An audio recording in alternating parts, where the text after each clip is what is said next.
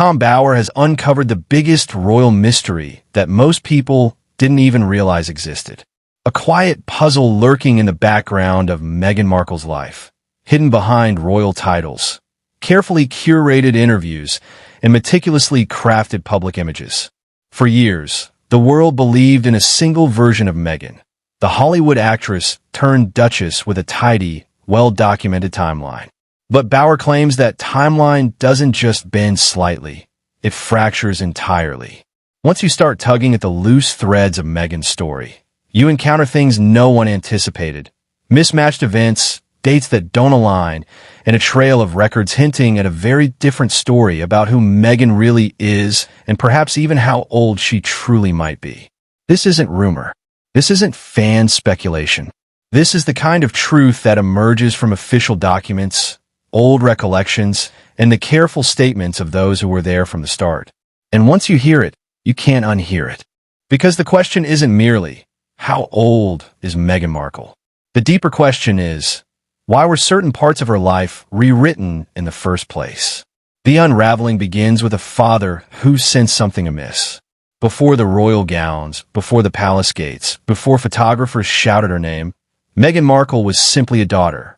Thomas Markle remembers those early years with a clarity most parents do.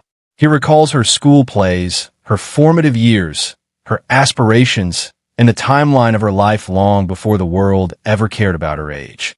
But as Meghan became famous, Thomas noticed something unusual. The story she presented to the public didn't match the timeline he carried in his mind. Dates seemed altered. Ages appeared adjusted. Events were shifted into years that didn't correspond to his memories. Thomas didn't rush onto talk shows.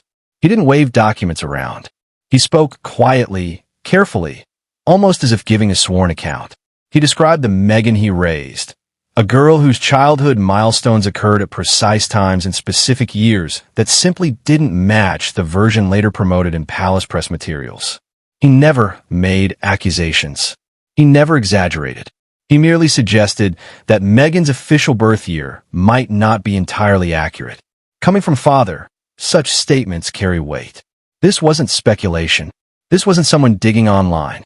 This was someone who had held her baby pictures, someone who remembered the truth firsthand. Thomas Markle's quiet observations were the first fracture, a subtle but potent crack in the smooth royal narrative. It was enough for a forgotten piece of evidence to emerge. In March 1997, teenage girls across America were flipping through 17 magazine, a glossy filled with fashion, college dreams, and young faces hoping for recognition. Deep inside that issue, on page 90, was a small list of names.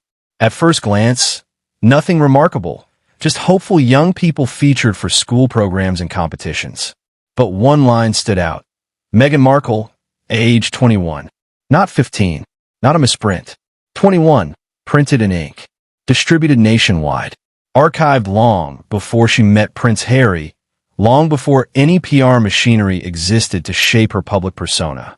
If the magazine is accurate, Meghan wasn't born in 1981. Her actual birth year would be closer to 1975 or 1976, making her roughly 6 years older than commonly believed. 6 years may sound small, but in the public record, it changes everything. Graduation, acting debut, Hollywood entry, the age she met Harry, and the age she married into royalty. The image of a rising 36-year-old actress stepping into a royal fairy tale might not match the one reflected in her earliest records. This magazine didn't quietly hint at a discrepancy.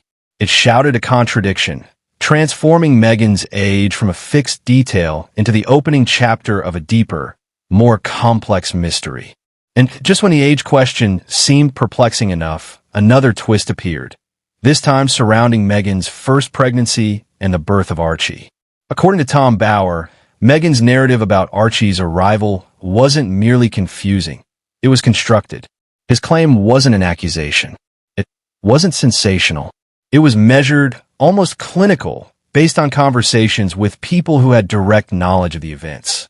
He indicated that the polished version of Archie's birth, which Meghan and Harry shared publicly, didn't align with what actually happened behind closed doors. This wasn't an accidental oversight. It was a story seemingly designed to appear flawless. A peaceful labor, 2 epidurals, a swift recovery, a glowing duchess heading home with her newborn within 2 hours. It sounded more like a movie script than a real hospital experience.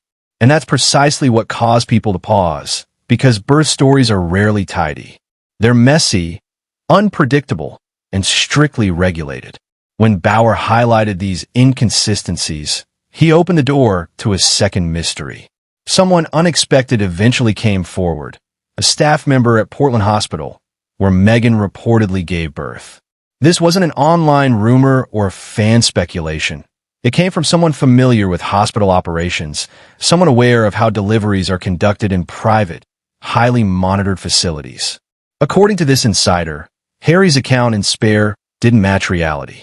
First, the claim of 2 epidurals. In medical practice, epidurals don't function as a double dose within hours. A single epidural is continuous. So the idea of 2 separate administrations was medically unusual, nearly impossible under standard procedure. Then there's the timeline.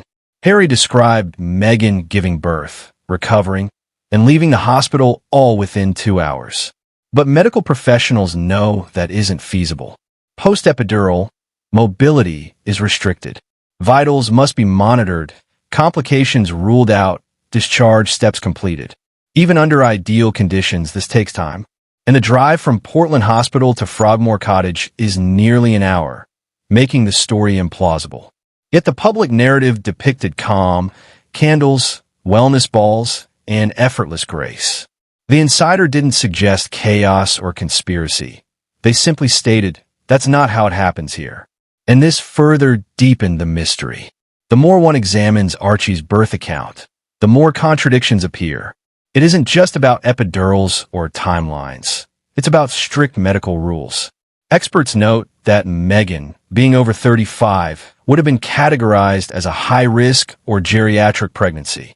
Such pregnancies demand heightened monitoring, extended observation, and caution for both mother and child. But the public story ignored this. Harry described a serene birth with dim lighting, candles, birthing balls, and calm ambience. Beautiful, yet unrealistic for a high-risk pregnancy. Hospitals like Portland cannot allow spa-like settings for closely monitored mothers. Lighting, equipment, and room arrangements follow strict regulations. Then there's preeclampsia, a serious pregnancy complication. Even mild symptoms require magnesium treatment, bed rest, and constant observation. A 2-hour discharge would contradict standard protocol. So the official narrative doesn't align with medical reality. It aligns with something else entirely, crafted storytelling. Every detail feels managed, polished, and trimmed to perfection, creating a picture-perfect royal moment. But real life rarely bends for narrative. Medical facts don't adjust for PR, and every step of Meghan's official birth story seems edited to perfection. Which raises the question, if the birth story was curated, what else might have been?